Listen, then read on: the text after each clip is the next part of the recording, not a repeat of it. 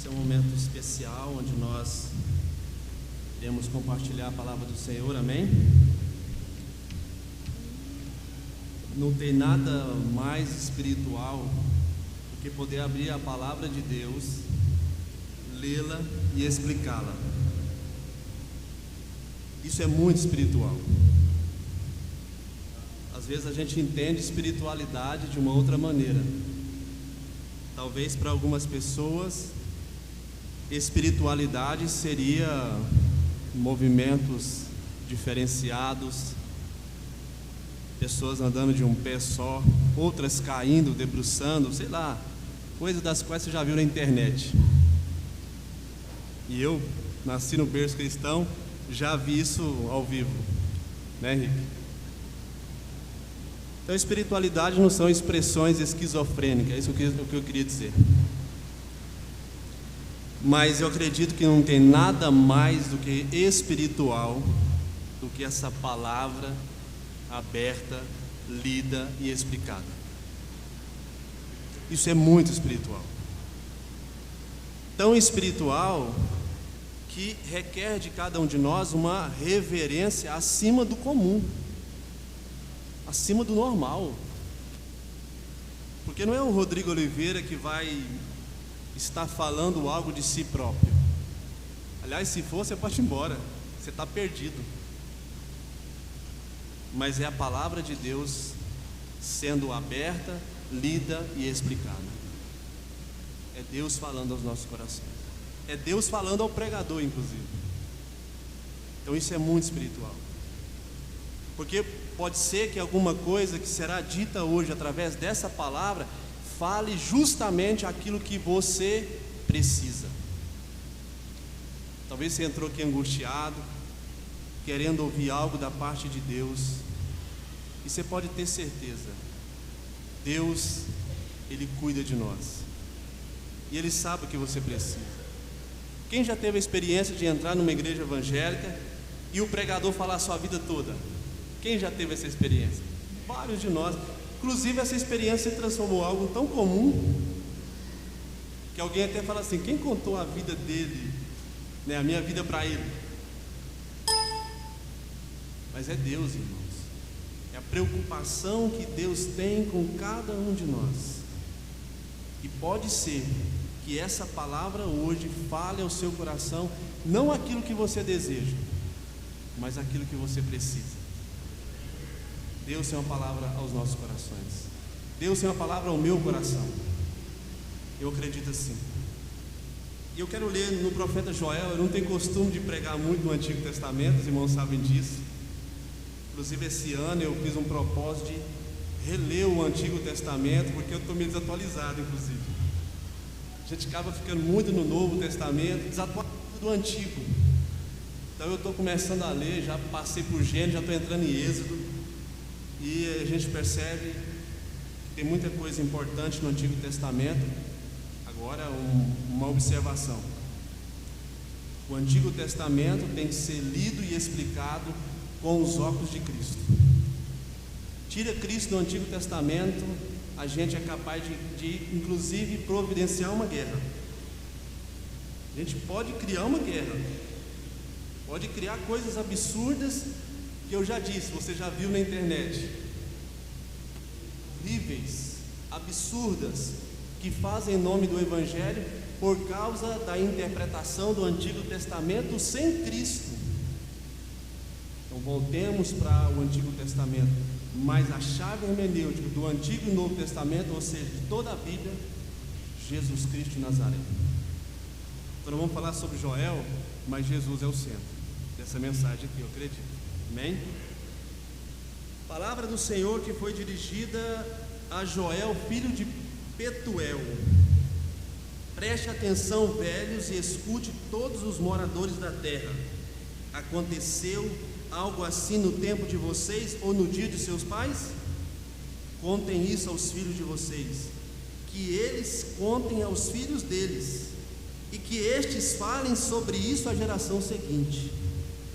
O que o gafanhoto cortador deixou, o gafanhoto migrador comeu. O que o migrador deixou, o gafanhoto devorador comeu. O que o devorador deixou, o gafanhoto destruidor comeu. Acordem, beberrões, e chorem, lamentem, todos vocês que gostam de vinho, por causa do vinho novo, pois foi tirado da boca de vocês. Porque veio um povo contra a minha terra, poderoso e inumerável, com dentes como de leão e presas como de leoa. Destruiu as minhas vindeiras e destruiu as minhas figueiras. Tirou as suas castas das árvores e jogou fora. Os galhos ficaram brancos.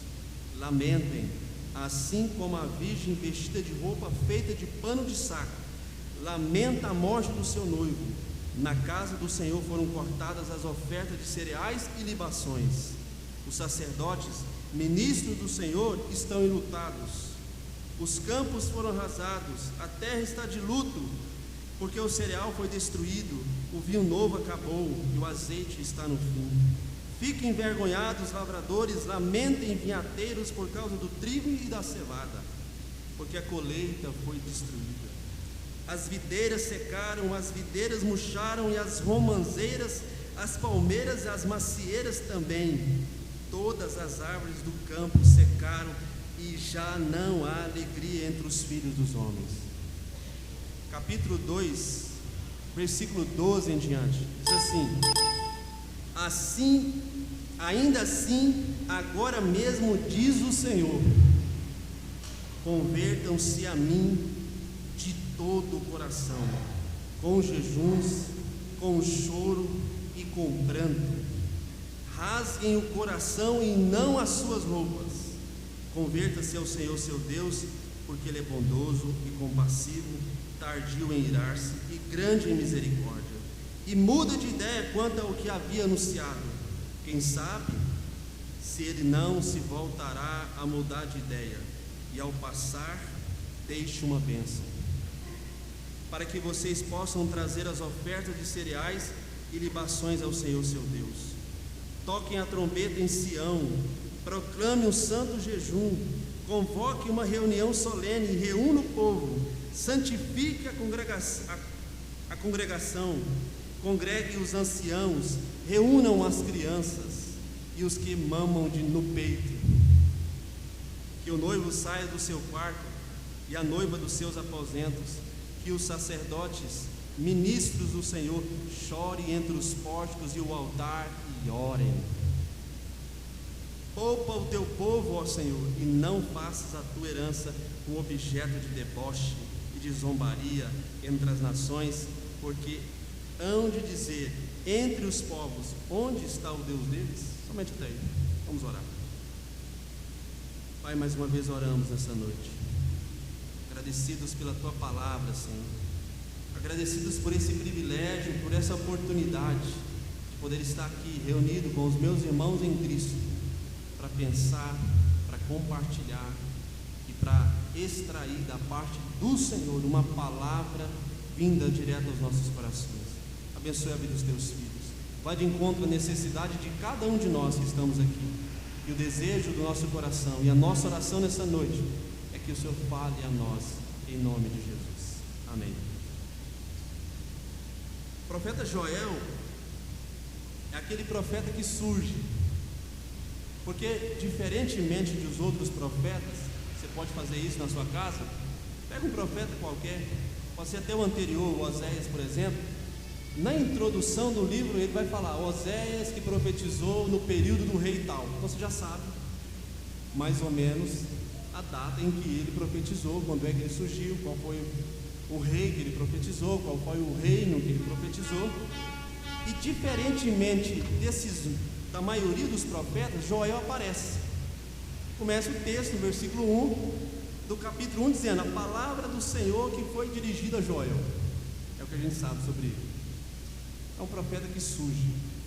A gente não sabe definitivamente quando apareceu Joel, para quem ele profetizou, qual foi o governo que ele centrou ou centralizou.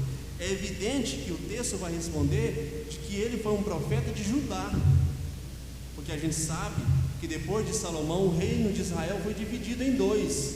o reino do sul, melhor, o reino do sul e o reino do norte. O reino do norte e o reino do sul. A gente sabe muito bem disso. Uma parte, o reino do norte, conhecendo como o reino de Israel, e o reino do sul, conhecido como o reino de Judá. Como a gente tem hoje Coreia do Norte e Coreia do Sul. É mais ou menos isso aí. Inclusive Coreia do Norte mesmo, Israel do Norte, muito parecido. Porque em todo o reino dividido a partir dos filhos de Salomão, nenhum rei de Israel foi um rei bom. Todos eles foram perversos. Então a gente pode comparar muito bem com a Coreia do Norte. E a Coreia do Sul, o reino do sul, chamado Judá.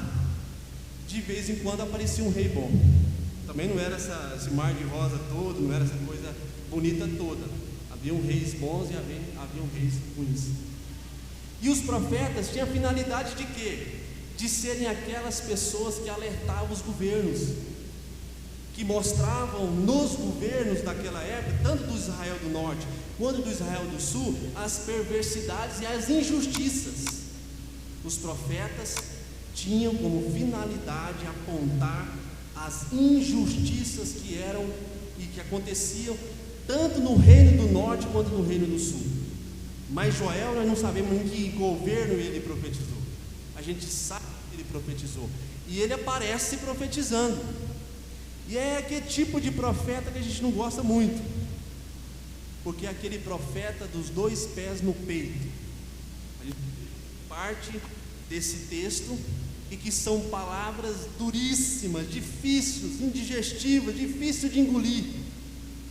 Profeta Joel é aquele livro que a gente pula. A gente não gosta muito de estar lendo esse tipo de livro. A gente gosta muito de Salmo, de Provérbios, de Eclesiastes, que são livros que trazem sobre bênçãos e mais bênçãos e mais bênçãos. O livro de Joel a gente quase não fala nele, exceto por causa de Pedro, quando está lá no capítulo 2 de Atos dos Apóstolos, e que ele vai justificar a descida do Espírito Santo e a inauguração da igreja. Ele vai dizer o seguinte, para aquelas pessoas que estavam dizendo que aqueles irmãos estavam embriagados, Pedro vai dizer assim: o que está acontecendo aqui hoje, às 9 horas da manhã, é o que o profeta Joel disse, a partir do capítulo 2.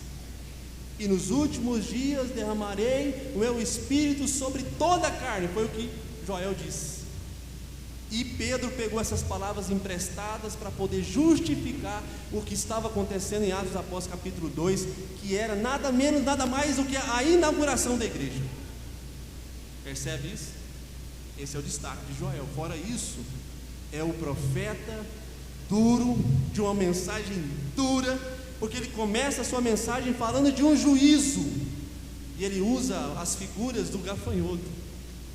São nuvens de gafanhotos, e ele vai dizer o seguinte: o primeiro gafanhoto vai devorar tudo que ele vê pela frente, e se caso ele deixar alguma coisa atrás, vem um segundo, vai devorar o que ele deixou, e o que o segundo deixou, o terceiro vai devorar, e o que o terceiro devorou e deixou para trás, o quarto vai devorar, de modo que nada ficará para trás.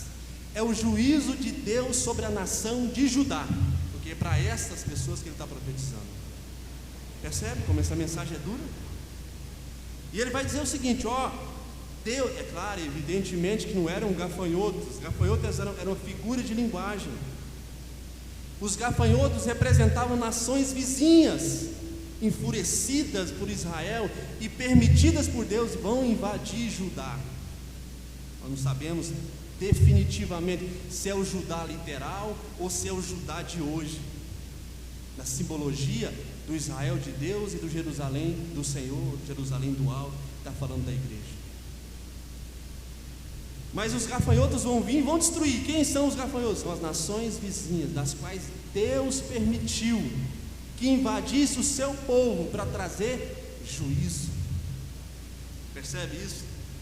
Capítulo, e aí mais para frente, a partir do versículo 13, Joel vai chamar o povo ao arrependimento.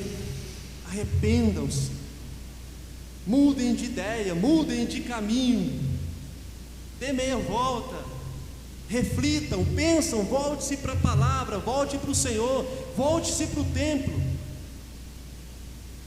volte-se para Deus. E ele vai usar expressões como: não rasguem as vossas vestes, sim, o vosso coração. Ou seja, se Arrependam de verdade. Pode ser que Deus mude de ideia, é isso que ele vai dizer. Pode ser que Deus mude de ideia do que Ele deseja fazer, do juízo que Ele intenta trazer sobre você. Pode ser que Deus mude de ideia, caso vocês se arrependam. Depois ele vai falar sobre o juízo que Deus trará sobre as nações que trouxeram juízo sobre a nação de Deus. Elas também não ficarão impunes. E depois vai falar sobre o derramamento do Espírito Santo, as palavras emprestadas do apóstolo Pedro, ao apóstolo Pedro. E vai terminar esse livro falando de algo tão maravilhoso, que é a restauração de Israel. Começa dando os 2 pés no peito. Pá! Aquele profeta indigestivo, difícil de engolir as suas palavras, mas termina com a palavra de esperança de uma restauração de Israel. Evidente que não é o Israel terreno, mas está falando do Israel de Deus, que representa a igreja do Senhor Jesus.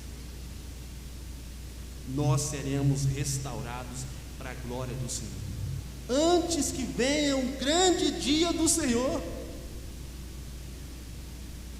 Nós haveremos de ser restaurados para Deus. A finalização do livro de Joel.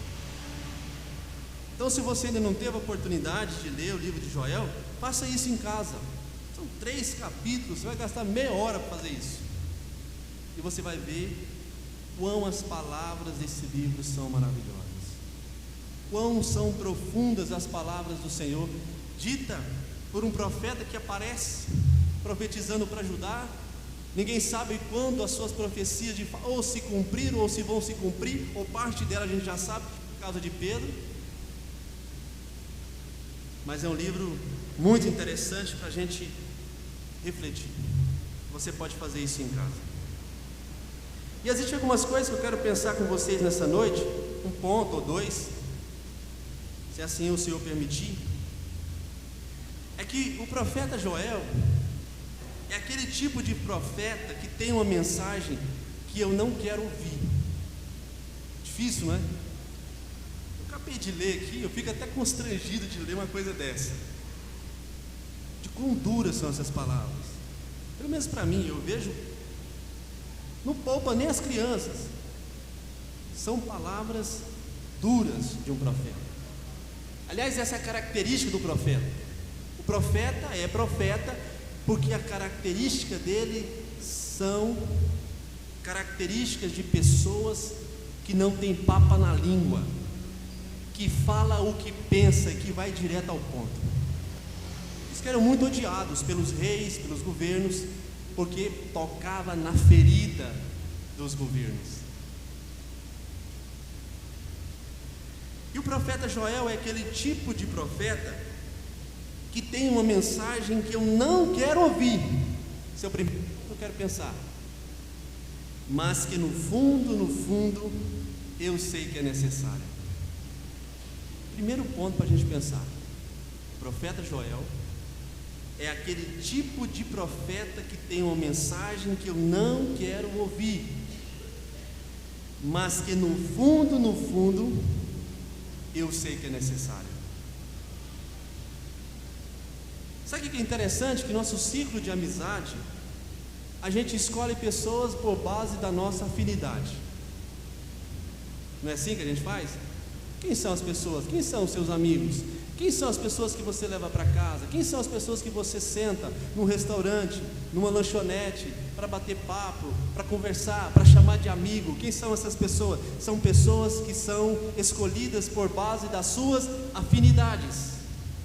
É o jeito que a pessoa se veste, é o que ela gosta de comer, o papo dela, é o que ela pensa sobre a política, é o que ela pensa sobre a teologia, é o que ela pensa sobre o mundo. A visão de mundo dela é muito parecida com a minha, e aí eu chamo essa pessoa para fazer parte do meu ciclo de amizade, porque é assim que a gente escolhe os nossos amigos.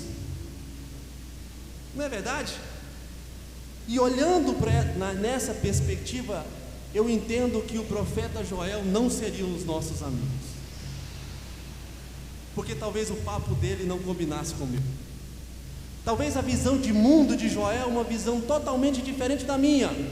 Joel seria aquele cara que de vez em quando eu buscaria um conselho, quando eu estivesse muito triste, cabisbaixo, quando tivesse mais saída para a minha vida, quando meu casamento tivesse acabado, quando eu estivesse desempregado, ou passando por um momento difícil de desemprego, de doença e etc. Joel seria esse camarada que eu procuraria de vez em quando, para que ele pudesse me dar um conselho aqui ou lá, mas jamais faria parte do meu ciclo de amizade.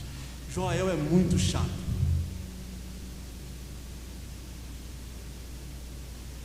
Joel não dá para botar Joel na pizzaria, ele vai estragar a nossa pizzaria. Não dá para botar Joel no papo de homens, esse cara é muito sério. Joel seria o nosso conselheiro. Amigo não, amigo Samuel jamais. Então Joel é aquele tipo de profeta que tem uma mensagem que eu não quero ouvir, mas que no fundo eu sei que é necessário. E olhando nessa perspectiva, ou nesse sentido, isso revela o caráter da igreja. Pois não existe em nenhum outro lugar a oportunidade de se reunir com gente diferente para celebrar a comunhão. O que eu penso com isso? No seu rol de amizade, você escolhe as pessoas para fazer parte da sua vida. Mas na igreja, Deus escolhe as pessoas e põe umas do lado das outras para celebrar a comunhão. Isso é igreja. A igreja é um ambiente do diferente, das diferenças. É a oportunidade de nós sentarmos ao lado de pessoas que jamais convidaríamos para fazer parte do nosso ciclo de amizade. Mas Deus sabe que essas pessoas são necessárias para o nosso crescimento. É o único lugar em que nós temos a oportunidade de sentar ao lado de gente tão diferente de nós e temos a oportunidade de chamá-las de irmão. Percebe isso? Não é você que escolhe com quem você vai se reunir.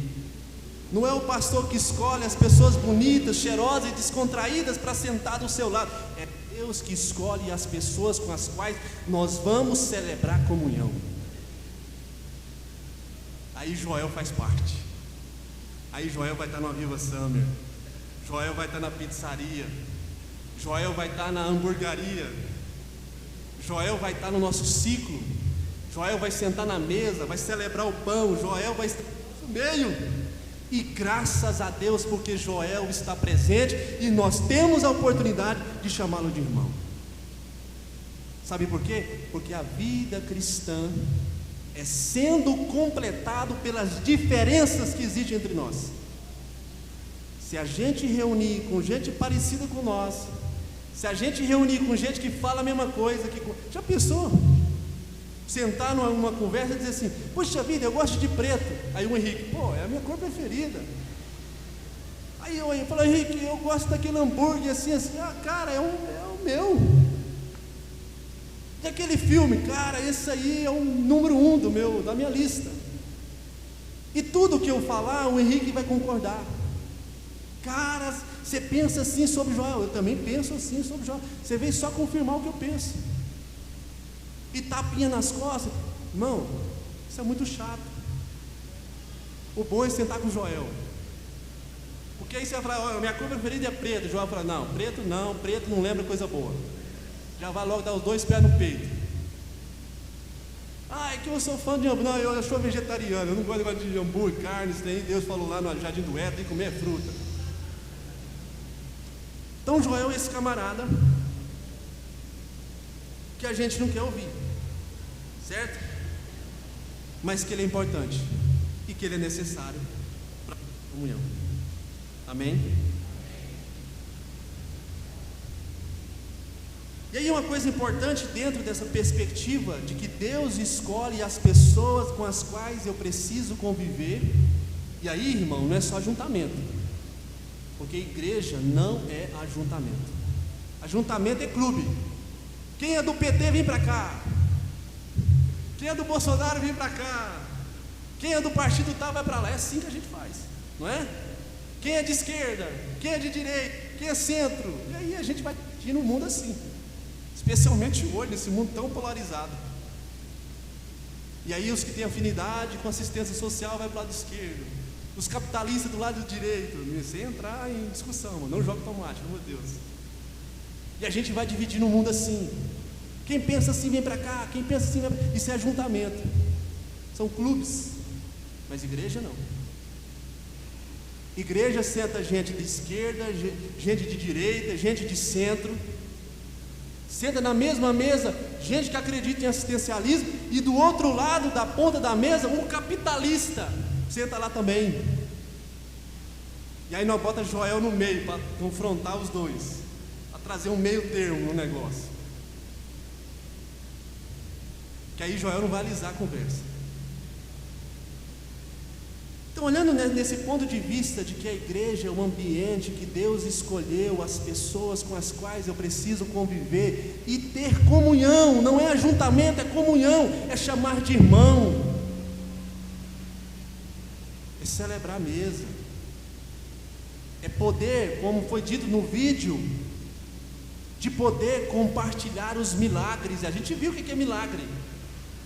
É o abraço do irmão, é o olhar do irmão, é poder ver Deus na face do outro. Isso é contemplar o milagre, isso é a igreja. Olhando nessa perspectiva, o que a gente aprende?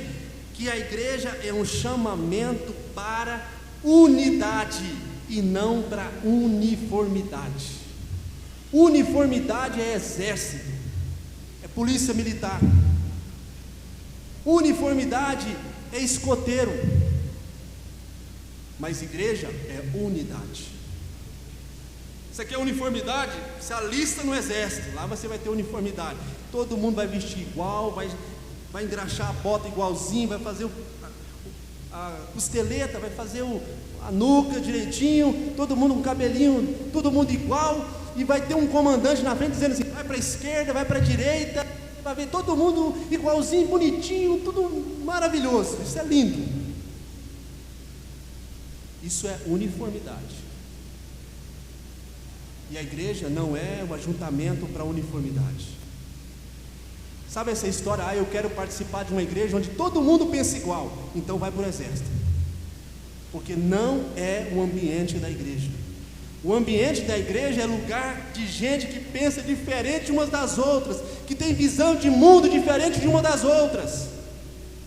Mas deixa eu dizer uma coisa muito importante para nós pensar nessa noite. Igreja é como casamento. Duas pessoas diferentes, com visão diferente, com criação diferente, com visão de mundo diferente, com gostos diferentes, com pensamentos diferentes, decidem viver juntos e para sempre. E só existe algo na vida desse casal que é capaz de uni-los para sempre: o amor de Deus. Caso contrário, você já sabe, divórcio, separação e tantas outras coisas.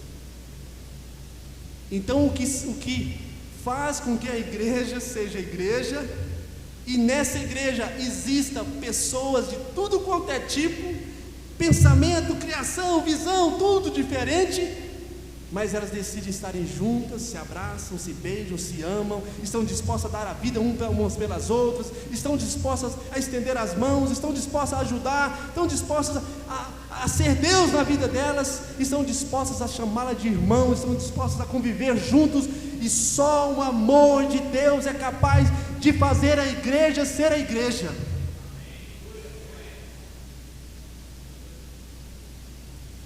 Pega um grupo político, irmão, e bota lá um cara com visão diferente. Ou ele acaba com aquele grupo, ou o grupo mata ele. Mas a igreja é o ambiente das diferenças. E sabe por que as diferenças são importantes? Porque as diferenças nos completam.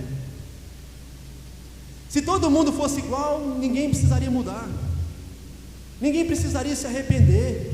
Se todo mundo fosse igual, então a gente não precisaria fazer mais nada, tudo lindo, maravilhoso. Todo mundo vestindo igual, todo mundo falando igual, todo mundo pensando igual, todo mundo chamando, as irmãs sendo chamadas de varoa, os irmãos sendo chamados de varão. E aí, vaso? Não, linguajar cristão. Não, esse é o nosso linguajar, tem que falar assim. E todo mundo que chegar aqui tem que falar a paz do Senhor, porque se falar a paz de Deus está errado. E se falar graça e paz, ou se falar bom dia, misericórdia, aqui nós falamos é a paz do Senhor e acabou. É o nosso linguajar cristão. A gente precisa pensar igual. A gente precisa ser igual. Eu tenho que vestir, todo mundo vestido igual. Sabe? Vamos todo mundo vir de preto na semana que vem, ou todo mundo vir de branco, ou todo mundo de gola polo. Percebe isso? Então nós fomos chamados através do Evangelho, através da palavra de Deus, para unidade, porque a unidade é o grupo, é a reunião dos diferentes. Caso contrário, é uniformidade. E essas diferenças nos completarão e serão importantes. Tem um texto na Bíblia muito interessante que vai dizer assim, ó: como o ferro com o ferro se afia. Lembra do açougueiro? Me dá 1 quilo de contrafilé. Você acha isso importante? Sim ou não? Para cortar o contrafilé. Sim ou não? Cadê o churrasqueiro? Importante? Faca bem afiada não faz parte do churrasco?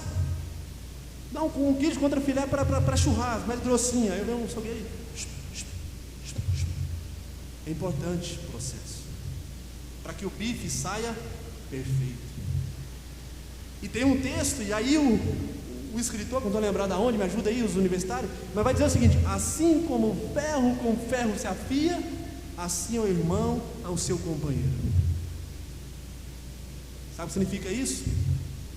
Que Deus vai colocar pessoas na sua vida para te afiar.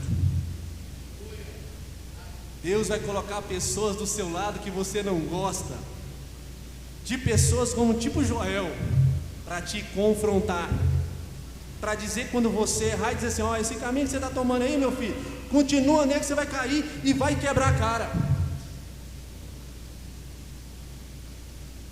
A gente gosta de gente que bate nas nossas costas e diz assim: cara, você é demais, meu, o que é isso? Você é incrível, meu. Como diz o Diego, incrível. Provérbios 27, 17. Põe aqui para mim, beleza? Provérbios 27, 17. Esse é o processo da igreja.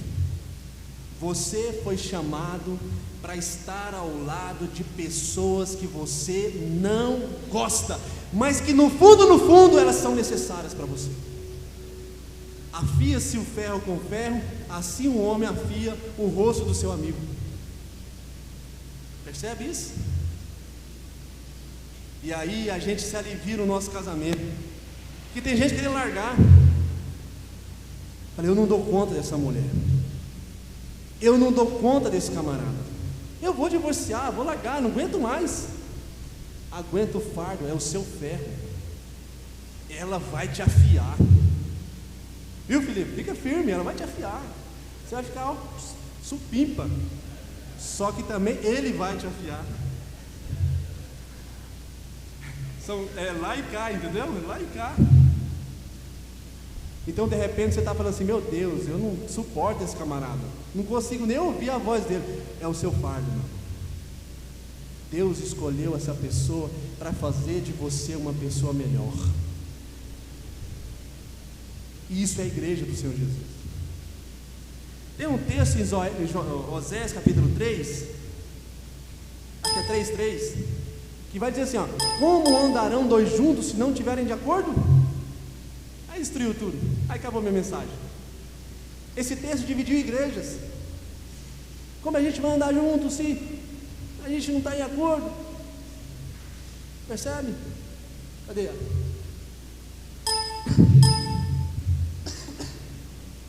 Oséias 3:3.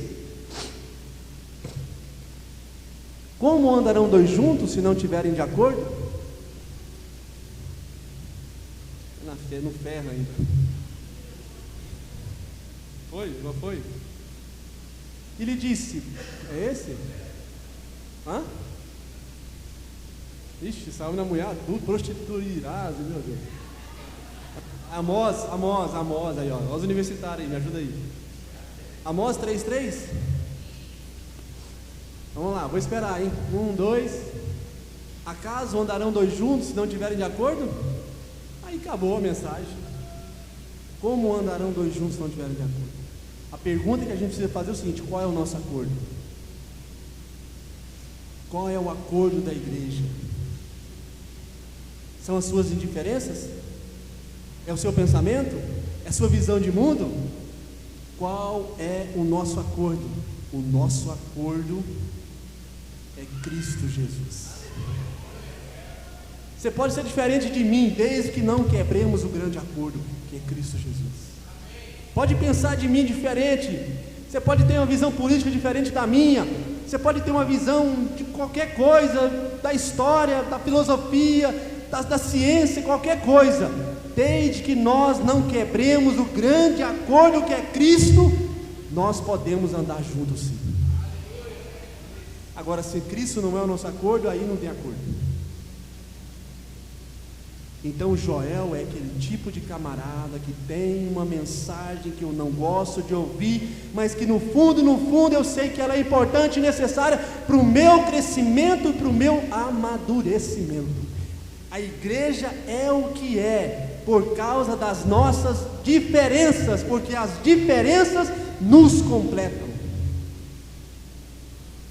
Então, meu irmão, minha irmã, se acostume, porque Deus colocará pessoas do seu lado para te afiar, para fazer de você ser uma pessoa mais bonita, mais sensível, mais de Deus, mais disposta a ajudar o outro, mais dispostas a ajudar uns aos outros, mais dispostas a servir ao Senhor. Esse é o objetivo da igreja. Caso contrário, é outra coisa, menos a igreja do Senhor Jesus. Sabe por que eu estou dizendo isso? Porque existem igrejas inteiras que elas excluem os diferentes. Igrejas inteiras que não, e não exclui no sentido de excluir, de mandar embora, é que a pessoa chega e não se encaixa,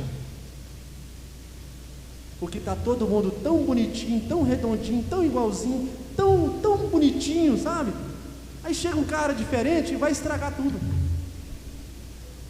É como se juntasse um coral e fala, todo mundo de preto, aí vem um camarada de branco, aí queimou tudo.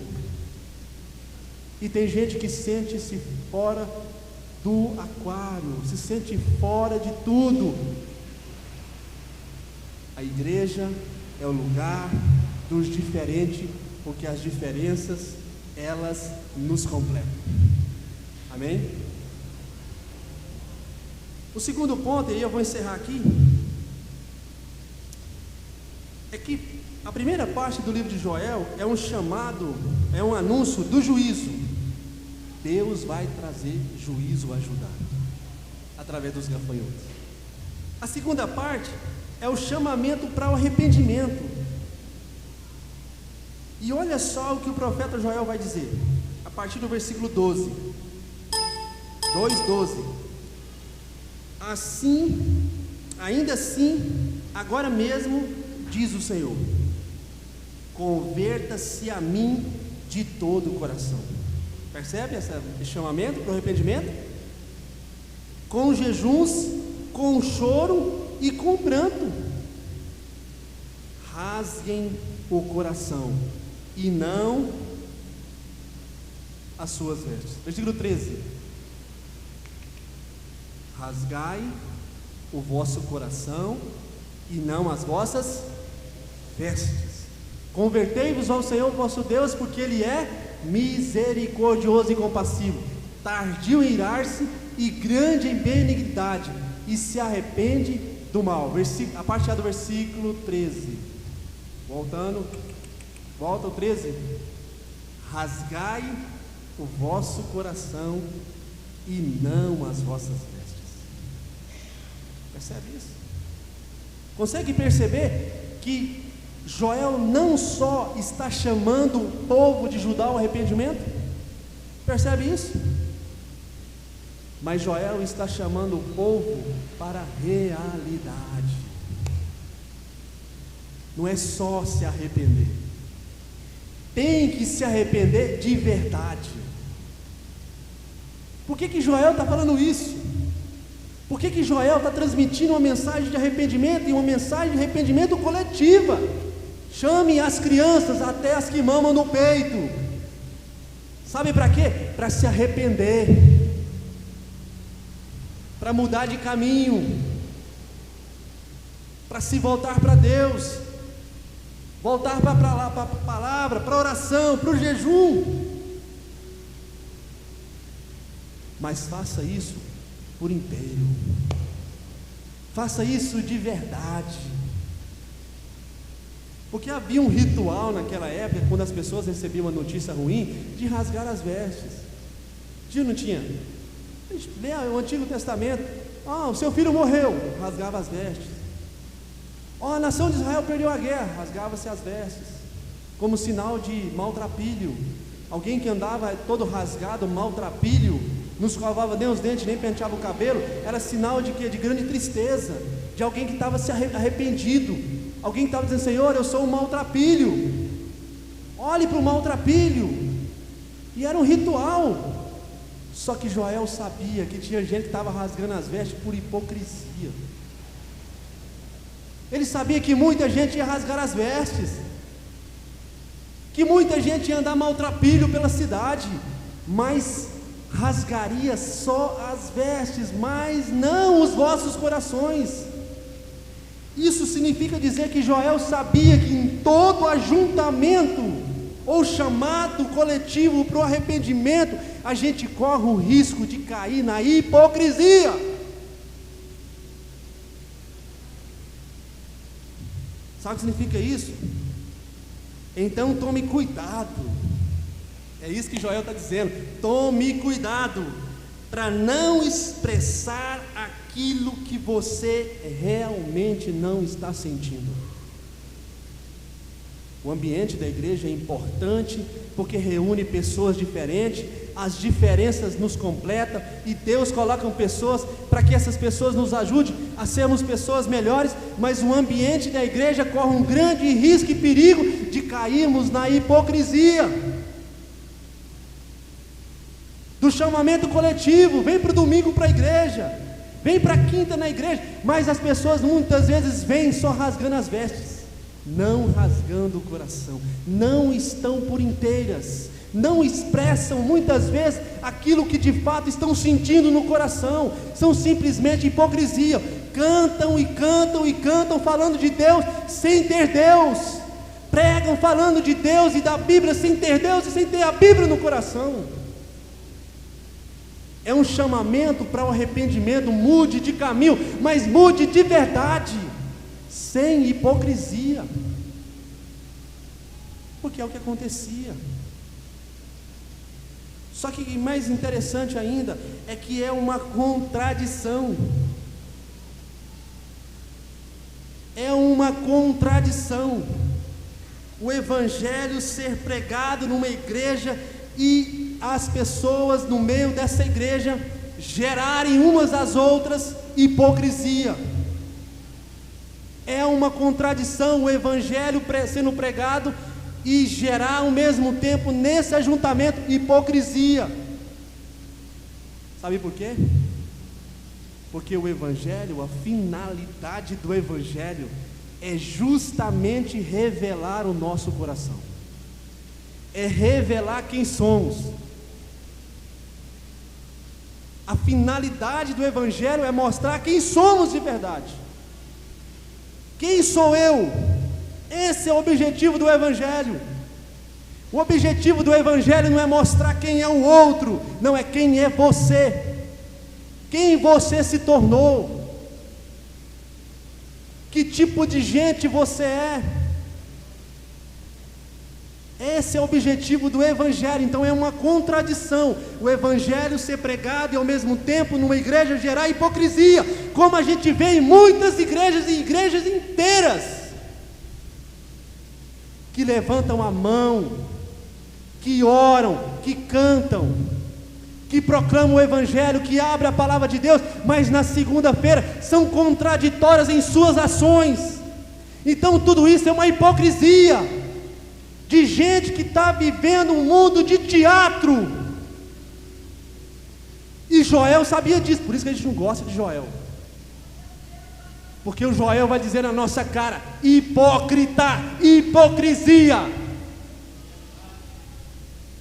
Se arrependam, mas se arrependam de verdade e por inteiro.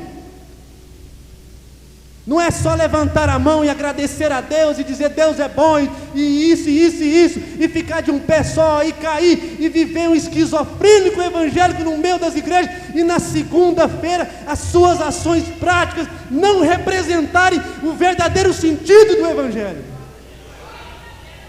Isso tudo é hipocrisia. Então Joel está dizendo para nós: se arrependam, mas se arrependam de verdade, por inteiro.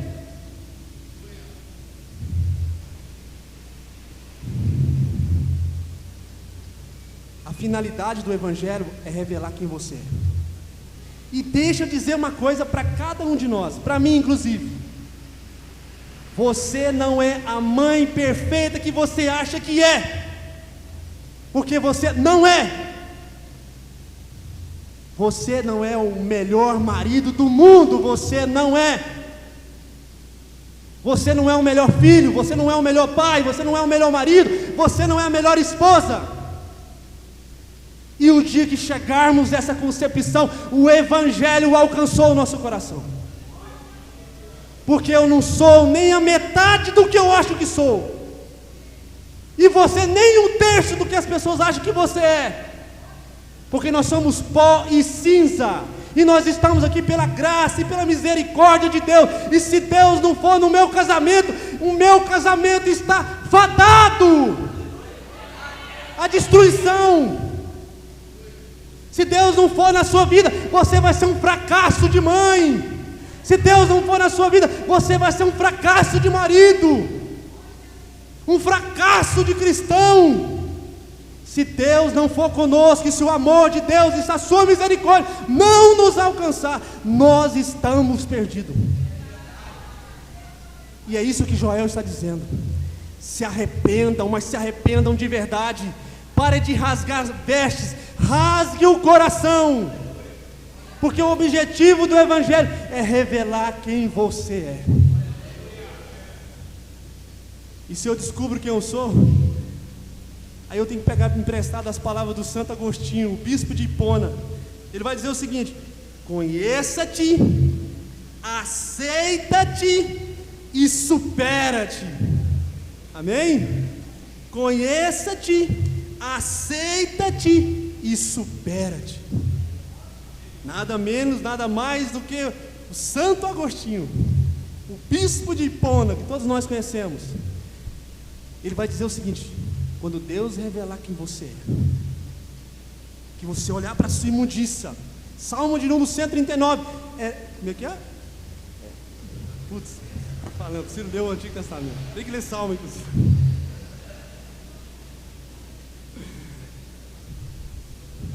Sonda, meu Deus, conhece os meus corações e tal, e etc. E aí ele vai dizer assim, olhe para dentro de mim e vê se é um caminho mau e guia-me pelo caminho de justiça. Sabe o que o salmista está dizendo? Eu não tenho coragem de olhar. Então olhe o Senhor. Olhe o Senhor e vê a imundícia. E aí eu olho e dou, não estava legal não, está feio o negócio. E aí fala assim, eu aceito, eu sou tudo isso. Eu não sou a melhor bolacha, eu não sou a última bolacha do pacote.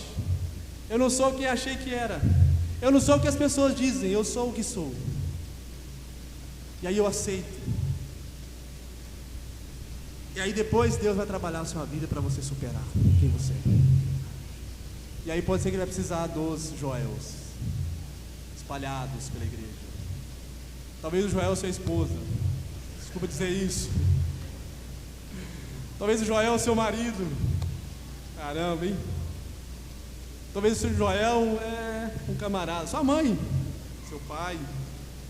Geralmente Joel é aquele que a gente não escolhe. Então é esposa, marido, esposa a gente escolhe. Minha mãe está muito apaixonada, entendeu? Aquela coisa toda.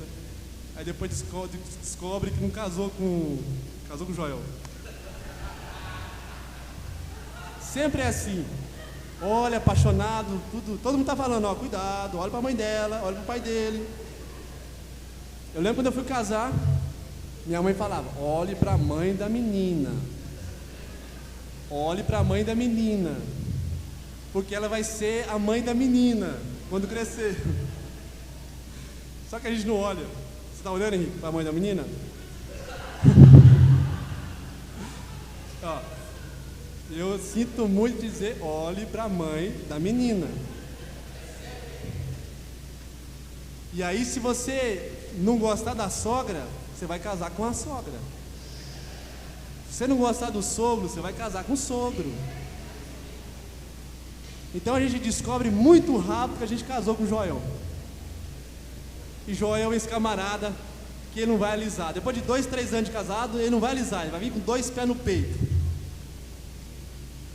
Então, tem muitas outras coisas para a gente falar sobre Joel, mas